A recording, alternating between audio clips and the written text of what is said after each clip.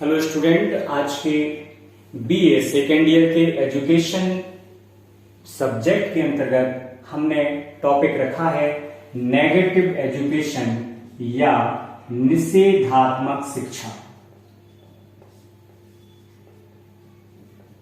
ठीक है, और बेसिकली इसको प्रतिपादित करने का श्रेय रूसो को दिया जाता है। तो आप कह सकते हैं रूसो की निषेधात्मक शिक्षा। और आज के वर्तमान समय में रूसो की इस निषेधात्मक शिक्षा का बहुत अधिक प्रचलन हमारी प्राथमिक विद्यालयों में, महाविद्यालयों में और यूनिवर्सिटी कैंपस में देखा जा रहा है, क्योंकि रूसो की जो निषेधात्मक शिक्षा है वो एक वास्तविक शिक्षा मानी जाती है जो कि बालकों को या बालिकाओं को प्रदान की जानी चाहिए। और रूसो चूंकि शिक्षा के अंतर्गत स्वतंत्रता प्रेमी थे, पूर्ण स्वतंत्रता प्रेमी थे, इसलिए उनकी यह निषेधात्मक शिक्षा वास्तव में वास्तविक शिक्षा का ही रूप मानी जाती है। सबसे पहले हम समझते हैं कि निषेधात्मक शिक्षा होती क्या है। निषेधात्मक शिक्षा से अर्थ है या तात्पर्य है प्रचलित व्यवहार से बिल्कुल उल्टा करो, यही निषेधात्मक शिक्षा है। आज के समय में बालकों को पुस्तकों में ठूंसा जा रहा है या पुस्तकें बालकों में ठूंसी जा रही हैं उनके दिमाग में कि उन्हें रटंत विद्या से अधिक पुस्तकों को रटा दिया जाए और अच्छे अंकों से परीक्षा फल में पास कर दिया जाए और उसके बाद आगे चल के एक बड़ी अच्छी सी नौकरी मिल जाए, उसमें अच्छा वेतन मिल जाए। इसी को लोगों ने शिक्षा समझ रखा है। लेकिन वास्तविक शिक्षा, रूसो कहते हैं कि वास्तविक शिक्षा वह है जो बालक या बालिका को पूर्ण स्वतंत्रता देती है। अगर किसी बालक और बालिका को पूर्ण स्वतंत्रता प्राप्त नहीं हुई है बाल्यावस्था के समय में, विशेष रूप से 0 से लेके 12 वर्ष तक की आयु में, रूसो किसी भी बालक को पुस्तकीय शिक्षा देने के विरुद्ध थे। वो कहते थे कि 12 वर्ष तक की आयु तक प्रत्येक बालक या बालिका को पुस्तकों से दूर रखा जाना चाहिए। उसका कारण क्या था? रूसो कहते हैं बालक को उसके वर्तमान जीवन का आनंद लेने दिया जाए। बाल्यावस्था के समय में 12 वर्ष तक की आयु तक के लिए रूसो ने नियम बनाया था कि बालक को उसकी बाल्यावस्था के जीवन का आनंद लेने दिया जाए। दूसरी बात उन्होंने कही कि इसी से उसकी स्वाभाविक शक्तियों का विकास होगा। और तीसरी बात उन्होंने कही कि बाल्यावस्था स्वयं साध्य है, यानी बाल्यावस्था में किसी भी बाहरी दबाव की आवश्यकता नहीं है। बाल्यावस्था में बालक या बालिका का नैसर्गिक विकास होता है, आप उसे रोक नहीं सकते। अगर आप उसे कुछ सिखाएं अथवा ना सिखाएं तब भी उसमें नैसर्गिक विकास होगा। अगर आप बाहर से उसको दबाव डालेंगे तो उसका जो विकास होगा वो कैसा होगा? कृत्रिम विकास होगा, उसमें बहुत सारी विकृतियां आएंगी। और आज के समय में यही हो रहा है, किसी भी बालक या बालिका को नैसर्गिक रूप से विकसित नहीं होने दिया जाता है, बल्कि उनको बाहरी दबाव के द्वारा उनको कृत्रिम तरीके से विकसित किया जा रहा है। उन्होंने एक प्रमुख परिभाषा भी दी है निषेधात्मक शिक्षा के लिए, जो ज्ञान देने के पहले ग्रहण करने वाले अंगों को दृढ़ बनाती है और इंद्रियों को उचित उपयोग से विवेक शक्ति को बढ़ाती है, उसे ही निषेधात्मक शिक्षा कहते हैं। पहली बात उन्होंने क्या बताई? जो ज्ञान देने से पहले ग्रहण करने वाले अंगों को दृढ़ बना देती है और इंद्रियों के उचित उपयोग से विवेक को, शक्ति को जागृत करती है, बढ़ा देती है, उसी को हम निषेधात्मक शिक्षा कहते हैं। उन्होंने बताई निषेधात्मक शिक्षा बालक और बालिका को दुर्गुणों से बचाती है। निषेधात्मक शिक्षा बालक और बालिका को झूठ से बचाती है। आज के समय में कोई भी डिग्री ऐसी होती है क्या पूरे विश्व में कहीं भी कोई ऐसा शिक्षा संस्थान है क्या जो ऐसी डिग्री प्रदान करता हो, ऐसा सर्टिफिकेट प्रदान करता हो जो बालक को जीवन भर सत्य बोलने के लिए सिखा सके कि जीवन में बालक और बालिका कभी झूठ नहीं बोलेंगे, किसी भी स्तर पे कभी भी नहीं है ना? कोई भी नहीं है, ऐसा कोई विद्यालय नहीं है जो ये गारंटी दे सके कि हमारे यहां से पढ़ा हुआ बालक या बालिका कभी झूठ नहीं बोलेगा। इसका कारण क्या है कि शिक्षक भी झूठ बोलते हैं, शिक्षा के क्षेत्र से जुड़े हुए सभी लोग स्वयं झूठ बोलते हैं। जब आप स्वयं झूठ बोलते हैं तो आपके द्वारा पढ़ाए हुए बालक या बालिका सत्य क्यों बोलेंगे? तो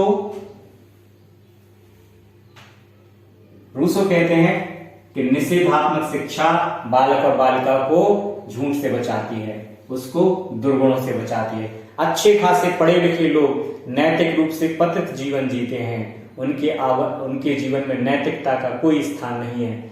सत्य को तो वो जानते ही नहीं है और झूठ को ऐसे अपनाए हुए हैं कि जैसे छोड़ ही नहीं सकते हैं, जबकि उनके पास बड़ी बड़ी डिग्रियां हैं, बड़े बड़े ऊंचे पद हैं, लेकिन वो सच नहीं बोलना सीख पाए हैं जीवन में आज तक, और सभी प्रकार के दुर्गुण उनको घेरे हुए हैं।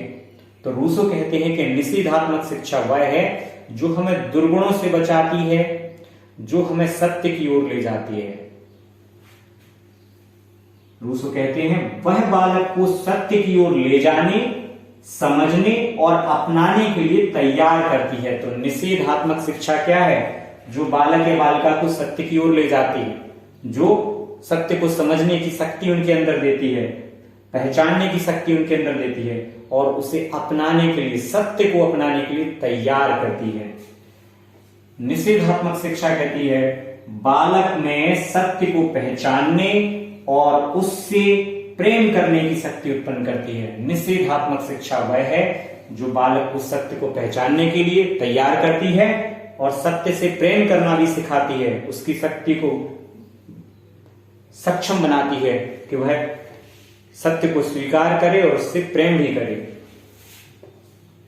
स्वतंत्र रूप से खेलने कूदने, सोचने विचारने, कार्य करने, खुली हवा में रहने, साधारण कपड़े पहनने और सादा भोजन करने से भी निषेधात्मक शिक्षा का तात्पर्य लिया जाता है। अर्थात निषेधात्मक शिक्षा क्या है? निर्देशन।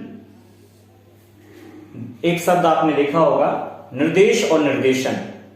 तो निषेधात्मक शिक्षा निर्देश का विरोध करती है, निर्देश का विरोध करती है और निर्देशन का समर्थन करती है। इसके बाद अपनी क्रियाओं के स्वाभाविक परिणामों के द्वारा नैतिक आदर्शों का ज्ञान प्राप्त करने से है। निषेधात्मक शिक्षा क्या कहती है?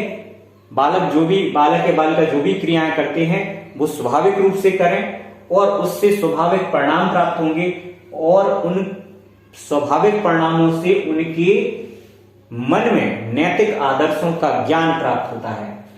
इसके अंतर्गत एक और बात आती है, शारीरिक मानसिक नैतिकता में स्वाभाविक विकास की पक्षपाती है। निषेधात्मक शिक्षा के बनावटीपन, कृत्रिमता के विरोध में है। तो निषेधात्मक शिक्षा शारीरिक रूप से, मानसिक रूप से, नैतिक रूप से व्यक्ति यानी बालक और बालिका के अंदर नेचुरल डेवलपमेंट को अपनाने पर जोर देती है। नेचुरल तरीके, नैसर्गिक तरीके से बालक और बालिका में शारीरिक, मानसिक और नैतिकता का विकास होना चाहिए। इसके अंतर्गत एक और बात है कि यह शिक्षा, निषेधात्मक शिक्षा बालक और बालिका के द्वारा किए जा रहे कार्यों में किसी भी हस्तक्षेप के विरुद्ध है। आप उनके कार्यों में कोई हस्तक्षेप नहीं करेंगे। स्वयं अपने अनुभव द्वारा और क्रिया द्वारा शिक्षा प्राप्त करना ही निषेधात्मक शिक्षा मानी जाती है। बालक और बालिका स्वयं अपनी क्रियाओं द्वारा 0 से लेकर 12 वर्ष की आयु के समय में इसको ज्यादातर अप्लाई किया जाता है, अपने अनुभव से सीख रहे हैं, अपनी क्रियाओं द्वारा सीख रहे हैं। तो बालक स्वभावतया विकासमान तथा भला होता है। रूसो मानते थे कि जो बालक होता है वो जन्म से कैसा होता है? भला होता है, उसके अंदर कोई दुर्गुण नहीं होता है। लेकिन जैसे ही वो वातावरण में बाहरी लोगों के संपर्क में आता है, उसमें बहुत सारे दुर्गुण आ जाते हैं। तो निषेधात्मक शिक्षा अनुभव के ग्रहण, ज्ञानेंद्रियों की शिक्षा पर जोर देती है। यानी बालकों के अंदर अनुभव के द्वारा सीखने को ही प्रेरित करने का काम करती है निषेधात्मक शिक्षा, और ज्ञानेंद्रियों की शिक्षा पर इसके अंतर्गत विशेष जोर दिया जाता है। लेकिन किसी भी तरह के हस्तक्षेप के विरुद्ध है निषेधात्मक शिक्षा, और खेलकूद तथा मनचाहे काम में लगे रहना ही निषेधात्मक शिक्षा मानी जाती है विशेष रूप से। अगर बालक या बालिका कोई खेल खेल रहे हैं तो आपको उसमें हस्तक्षेप नहीं करना चाहिए। अगर बालक मनचाहे तरीके से घर में कोई काम करता है, कोई भी काम करता है, जैसे पौधे लगाना, फूल तोड़ना, साफ सफाई करना, किताबों को व्यवस्थित रखना, तो किसी भी तरह के काम में आपको उसमें हस्तक्षेप नहीं करना है। यही निषेधात्मक शिक्षा मानी जाती है। सीखने के लिए पूर्ण रूप से स्वतंत्रता देना ही निषेधात्मक शिक्षा है।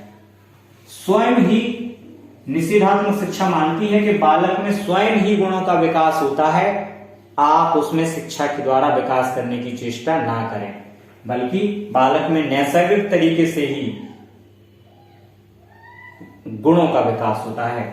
और दुर्गुणों से बचा भी रहता है बालक, क्योंकि बालक अपनी क्रियाओं द्वारा, अपने अनुभव द्वारा सीख रहा है, इसलिए वो अपने आप ही स्वयं गुणों का विकास भी होता है उसमें, और दुर्गुणों से भी बचा भी रहता है। इसलिए निषेधात्मक शिक्षा क्या कहती है कि बालक को उसके वर्तमान जीवन का पूर्ण रूप से आनंद लेने दिया जाए, और 0 से 12 वर्ष तक की आयु तक तो किसी भी तरह की उसके जीवन में, उसके कार्यकलाप में, उसकी क्रियाओं में, चाहे वो खेलकूद हो, भागना दौड़ना हो, पेंटिंग हो, या कोई भी काम जो करना है चाहता है, स्वाभाविक तरीके से उसको करने दिया जाए, और उसमें किसी भी तरह का हस्तक्षेप नहीं किया जाना चाहिए।